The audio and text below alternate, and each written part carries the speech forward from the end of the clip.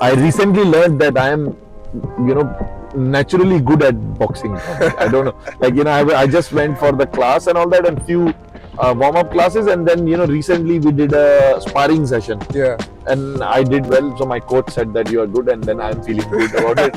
Maybe it's like only beginner's luck. Yeah. But hopefully, like I'm now excited on doing more of that. You've done engineering from Delhi, right? Like Yes. from a Delhi engineering college. Yeah. Were you ever like in physical fights there?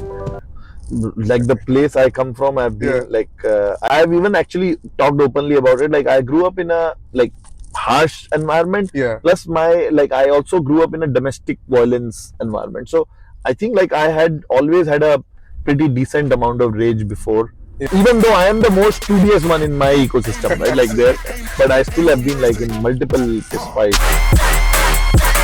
Got that purple Lamborghini lurking. Boy started in a small town in India. He then moved to a ghetto-ish town, right? What you refer to it as, and now you're probably residing in one of the tallest buildings of the main crypto town, right? Who is Sandeep Nailwal, and what is your story?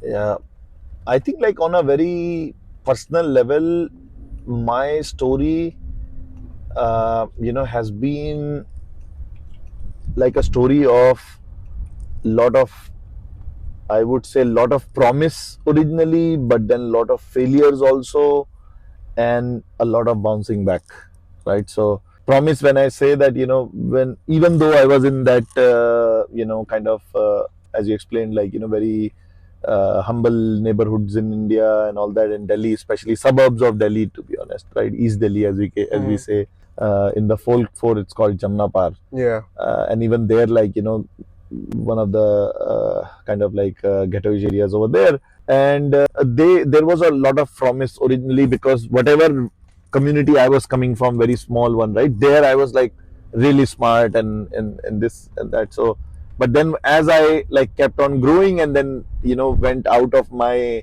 cocoon, right? Or you can say that in India we even say Koop Manduk, basically the well of the frog. Once you go outside, Right. you realize there are so many people much smarter than you and capable than you in all the front and all that. So then there was a long period in my life which is where, because maybe in my mind I had the perception that I'm good, I'm smart, this that, but then the life completely brought me to the knees, and then made me realize that I'm nothing, and I have to build from the ground up.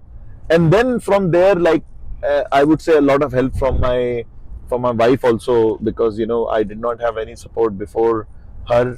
These family and these things, soulmate, are also like luck, which we don't count as luck. When we count luck in business, we think of some deal came along, or some great timing for you in the business. Those are also very important parts of luck, but this is also a part of I call it base luck or foundational luck, and then on top of that you need to have but coming back to my story, that I had a lot of, since my 14 years of age, I had a lot of failures till I was 25, 26. I would even say, when I look back, before I was 26 years of age, I would consider myself a loser, to be honest. I was just I had a lot of ego, that no, I am this, I am that, but whatever I would do, I would not be able to execute and all that.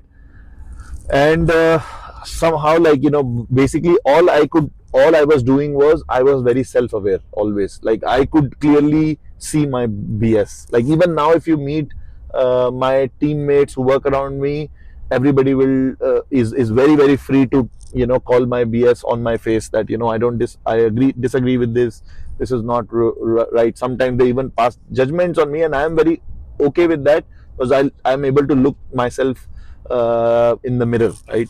So I think that also is a good learning, I would say, for everyone, that be extremely self-aware, especially of your pitfalls, your biases, your assumptions, your ego, and all that, and that helps you to grow. So in a nutshell, I'll say, the story is a lot of initially base promise, but then a lot of failures, and then bouncing back from those failures.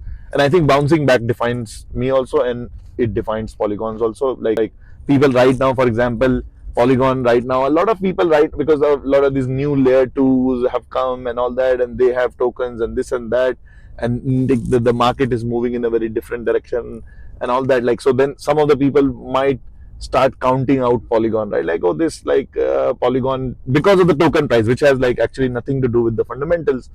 But I think, like, they just don't realize that how many times Polygon has bounced back before, and this is like all those previous times Polygon had nothing, to bounce back, and still it bounced back.